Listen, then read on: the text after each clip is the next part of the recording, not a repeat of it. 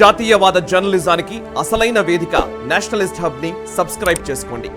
Notifications కోసం bell icon పై click చేయండి.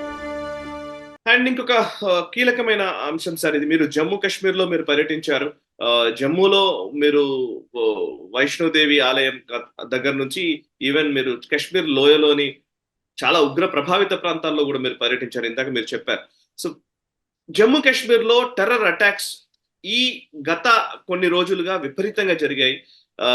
Number చూసి జూన్ 9 నుంచి ఇప్పటి వరకు, జూన్ 9వ తేదీ నుంచి ఇప్పటి వరకు 4 టెర్రరిస్ట్ అటాక్స్ జరిగాయి. అండ్ అంతేకాదు, ఒక సంచలనమైన అంశం ఇది, ప్రమాదకరమైన హెచ్చరిక లాంటి ఒక ప్రకటన జమ్మూ కాశ్మీర్ డీజీపీ ఆర్ఆర్ స్వెయిన్ చేశారు. ఆయన చెప్తున్నది ఏంటంటే, ఎల్ఓసికి ఆనుకొని ఉన్న టెర్రర్ లాంచ్ ప్యాడ్స్ లో సుమారు 60 నుంచి 70 మంది టెర్రరిస్టులు ఆల్రెడీ సిద్ధంగా ఉన్నారన్న ఒక ప్రకటన ఆయన చేయడం జరిగింది. అండ్ నిజంగా ఇది ఒక ప్రమాద హెచ్చరికనే, ప్రమాద ఘంటిక లాంటిదే. ఎందుకంటే జమ్మూ కాశ్మీర్ లో ఆల్రెడీ రియాజీ అటాక్ మొన్న చూసాము, ఇంకా చాలా అటాక్స్ జరుగుతూ ఉన్నాయి, టార్గెటెడ్ కిల్లింగ్స్ జరుగుతూ ఉన్నాయి. ఇక్కడ ఒక విధ్వంసాన్ని క్రియేట్ చేసి రాబోయే జమ్మూ కాశ్మీర్ అసెంబ్లీ ఎలక్షన్స్ జరగకుండా ఒక అనిశ్చిత వాతావరణాన్ని బిల్డ్ చేయాలనే ఒక ప్రయత్నం జరుగుతుందన్నది ఇంటెలిజెన్స్ వర్గాల నుంచి వస్తున్నటువంటి హెచ్చరిక లాంటిది. సో ఒక్కసారి దీన్ని ఎట్లా అనలైజ్ చేస్తారు, అండ్ మీరు వెళ్ళినప్పుడు అక్కడ ఉన్న పరిస్థితి గురించి కూడా వివరించండి సార్. అంటే మనకు ఈ అటాక్స్ గురించి కొన్ని 2-3 విషయాలు మనం అర్థం చేసుకోవాలి. ఈ జరిగిన అటాక్స్ అన్ని కూడా పీర్ పంజల్ మౌంటైన్ దక్షిణాన జరిగాయి, అంటే జమ్మూ ప్రాంతంలో జరిగాయి, కాశ్మీర్ ప్రాంతంలో జరగలేదు. కాశ్మీర్ ప్రాంతంలో ఒక 15 రోజుల క్రితం మనకు ఒక ఎక్స్ సర్పంచ్ని చంపారు, బీజేపీకి సంబంధించిన ఒక ఎక్స్ సర్పంచ్ చంపిన టార్గెట్ కిల్లింగ్. అది మేజర్ టెర్రర్ అటాక్ ఏం జరగలేదు, కాశ్మీర్ వేళలో ఏం జరగలేదు గత కొన్ని నెలలుగా. ఈ మీరు చెప్తున్నటువంటి జూన్ 9వ తారీఖు నుంచి జరిగిన అటాక్స్ అన్ని కూడాను జమ్మూ ప్రాంతంలో జరిగాయి. దోడాలో జరిగింది, తర్వాత కఠువాలో జరిగింది, తర్వాత మనకు ఈ షివ్ఖోరీ దగ్గర జరిగింది. షివ్ఖోరీది మొట్టమొదటి అటాక్. షివ్ఖోరీ అన్నది మనకు వైష్ణోదేవి ఆలయం ఎక్కడైతే ఉన్నదో అదే కొండలో ఇంకొక వైపు షివ్ఖోరీ అని చెప్పి ఒక ఆలయం ఉంటుంది. ఆ షివ్ఖోరీ ఆలయం వచ్చేసి మనకు వైష్ణోదేవిలో అమ్మవారు ఎలా ఉంటారో అలాగే అది న్యాచురల్ ఫార్మేషన్, అక్కడ ఆ గుహలో ఉంటుంది, అది నడిచి వెళ్ళాలి అక్కడ కూడా. మనం ఆ షివ్ఖోరీకి వెళ్తున్నటువంటి భక్తుల మీద దాడి జరిగింది. అలాగే మనకు కఠువాలో ఉన్నటువంటి ఆర్మీ క్యాంప్ మీద దాడి జరిగింది. అలాగే మనకు దోడా ప్రాంతంలో కూడా కొన్ని అటాక్స్ జరిగాయి. కొన్ని గ్రామంలో, కుగ్రామంలో వెళ్ళి అటాక్ చేసే ప్రయత్నం చేశారు. ఇవన్నీ కూడాను జమ్మూ ప్రాంతంలో జరిగాయి. అంటే జమ్మూ ప్రాంతంలో వాళ్ళు ఎక్కడైతే శాంతి వాతావరణం ఉన్నదో దాన్ని భంగం చేసేటువంటి ప్రయత్నం చేస్తున్నారు. పార్లమెంట్ ఎన్నికల్లో ఈవెన్ కాశ్మీర్ వ్యాలీలో కూడా గత 30-40 సంవత్సరాల్లో ఎప్పుడూ లేనంత పెద్ద శాతంలో ఓటింగ్లు జరిగాయి. 50% పైబడి ఓటింగ్ జరిగింది చాలా ప్రాంతాల్లో. దీనిని వాళ్ళు తట్టుకోలేకున్నారు పాకిస్తాన్ హ్యాండ్లర్స్. ఎందుకంటే వాళ్ళ నెరేటివ్ ఏంటంటే, జమ్మూ కాశ్మీర్లో ప్రజలు భారత రాజ్యాంగాన్ని, భారత ఎన్నికలని తిరస్కరిస్తున్నారు అన్నటువంటి ఒక నెరేటివ్ ఈరోజు అది ఫెయిల్ అయింది. కాబట్టి మళ్ళీ దాన్ని పునఃస్థాపించడం కోసం భయాందోళన సృష్టించే ప్రయత్నం వాళ్ళు చేస్తున్నారు. రెండవది, ఈ అటాక్స్ జరిగింది ఎప్పుడు జరిగింది అంటే కనుక మోదీ గారు ప్రమాణ స్వీకారం చేసే రోజు జరిగింది. సింబాలిజం అర్థం చేసుకోవాలి కాబట్టి ఆ రోజు జరిగింది. ప్లస్ ఇప్పుడు మనకు అమర్నాథ్ యాత్ర మొదలవబోతున్నది, అలాగే ఎన్నికల ప్రక్రియ మొదలుపెట్టింది ఎలక్షన్ కమిషన్ ఆఫ్ ఇండియా. వీటి అన్నిటి దృష్ట్యా వాళ్ళు ఒక భయాందోళన క్రియేట్ చేయడానికి ప్రయత్నం చేస్తున్నారు.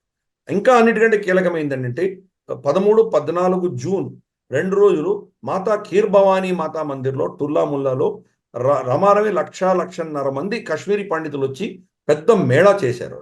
ఈ మేళా దృష్ట్యా మళ్ళీ వాళ్ళలో ఒక విధమైనటువంటి భయం సృష్టించి వాళ్ళు మళ్ళీ కాశ్మీర్ వ్యాలీకి రాకుండా, వాళ్ళు స్థిరపడకుండా ఉండే దిశగా, వాళ్ళని భయపెట్టే దిశగా కూడా వీళ్ళు ప్రయత్నం చేశారు. సో ఇన్ని యాంగిల్స్ ఉన్నాయి దీంట్లో. కాబట్టి ఈ యాంగిల్స్లో పాకిస్తాన్ ప్రయత్నం చేసి ఈ కార్యక్రమం చేశారు, ఈ దుశ్చర్యలు చేశారు. కానీ భారత ప్రభుత్వం ఆయన కంట్రోల్లో తీసుకుంటున్నది. అక్కడ గస్తీలు బాగా తిరిగాయి. మేము వెళ్ళిన మొదటి 2 రోజుల్లో పెద్ద సెక్యూరిటీ ఉండేది కాదు, కానీ ఈ ఘటనలు జరిగిన తర్వాత మొత్తం వ్యాలీలో అంతా కూడా గ్రిడ్ పెట్టేశారు. ఎంత గ్రిడ్ పెట్టారంటే ఆల్మోస్ట్ ప్రతి 20-30 మీటర్స్ దూరంలో ఒక సిఆర్పిఎఫ్ జవాన్ నిలబడి ఉన్నటువంటి పరిస్థితి ఈరోజు చూసాము. గతంలో ఎప్పుడో ఆర్టికల్ 370 తీయక ముందర ఉన్నటువంటి పరిస్థితి, సెక్యూరిటీ గ్రిడ్ ఈరోజు కూడా వచ్చింది. అయినా పర్యాటకులలో ఎటువంటి తగ్గుదల లేదు. అక్కడ చూస్తే కనుక మీరు ఎక్కడ వెళ్ళినా, దాల్ లేక్లో షికారాకి వెళ్తే సెల్ఫీ తీసుకుంటే ఆ సెల్ఫీ ఫోటోలో డెఫినెట్గా ఇంకో 2-3 బోట్లు మీ వెనకో ముందర ఉంటాయి. అంటే ఒక ట్రాఫిక్ జామ్ అవుతోంది అక్కడ, లిటరల్గా చెప్పాలంటే దాల్ లేక్లో. అలాగే గుల్మర్గ్ వెళ్ళాలంటే అక్కడ ట్రాఫిక్ జామ్ ఉంది. గండోలా మీరు ఎక్కడికి వెళ్ళినా కానీ కూడా కిక్కిరిసి పోయినటువంటి జనాలు, ఇసకేస్తరాలని జనాలు ఉన్నారు అక్కడ. అంత పాపులారిటీ వచ్చింది. దానికి చాలా కారణాలు ఉన్నాయి. ఒకటి, మనకు ఢిల్లీలో ఒక హీట్ వేవ్ రావడం కూడా చూసాము. దీని నుంచి పారిపోవాలనే ప్రయత్నం కూడా అందరు చేస్తున్నారు. అది కూడా దానికి ముఖ్య కారణం అయి ఉండొచ్చు.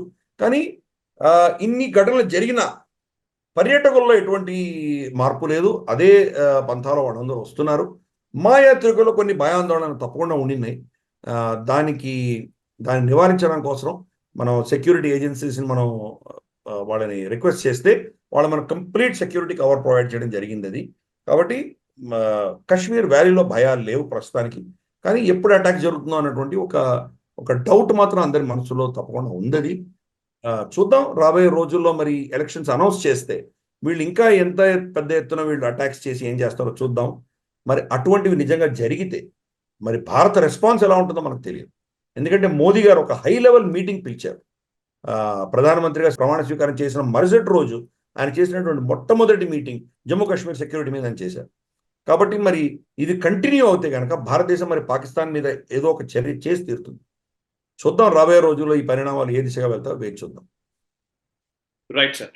ఈ వీడియో మీకు నచ్చినట్టయితే లైక్ చేయండి, 10 మందికి షేర్ చేయండి. అలాగే కామెంట్ల రూపంలో మీ అభిప్రాయాలను మాతో పంచుకోండి. Nationalist hub group of channels ను సబ్స్క్రైబ్ చేసుకుని తెలుగునాట జాతీయవాద జర్నలిజాన్ని ప్రోత్సహించండి. ఈ వీడియో కింద ఉన్న బెల్ ఐకాన్ పై క్లిక్ చేయడం మర్చిపోవద్దు.